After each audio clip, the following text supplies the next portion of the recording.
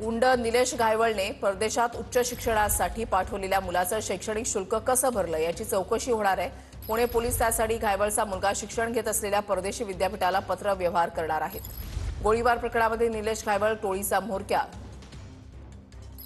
निलेश घायवळ याच्यावर गुन्हा दाखल करण्यात आलेला आहे आणि त्यानंतर एका मागोमाग एक 6 ते 7 नवीन प्रकरणं समोर आली असून गुन्हे दाखल करण्यात आलेले आहेत। या पार्श्वभूमीवर घायवळ टोळीची आर्थिक नाकेबंदी करण्यासाठी हालचाली सुरू करण्यात आलेल्या आहेत।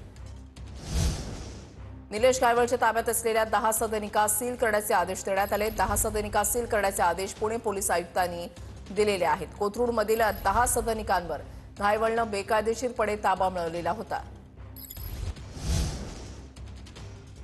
पुण्यामध्ये निलेश घायवळवर आणखीन एक गुन्हा दाखल झालेला आहे। भीती पसरवणारे व्हिडिओ पोस्ट केल्याप्रकरणी कोथरूड पोलीस स्टेशनमध्ये गुन्हा दाखल करण्यात आलेला आहे। निलेश घायवळनं इन्स्टा आणि फेसबुकवर पोस्ट टाकल्याप्रकरणी हा गुन्हा दाखल करण्यात आला आहे। चिथावणी देत दहशत माजवल्याप्रकरणी घायवळच्या विरोधात गुन्हा दाखल झालेला आहे।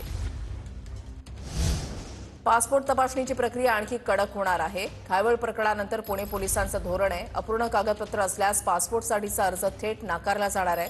आता प्रत्येक तपशील अचूक आणि संपूर्ण असणं आवश्यक असणार आहे।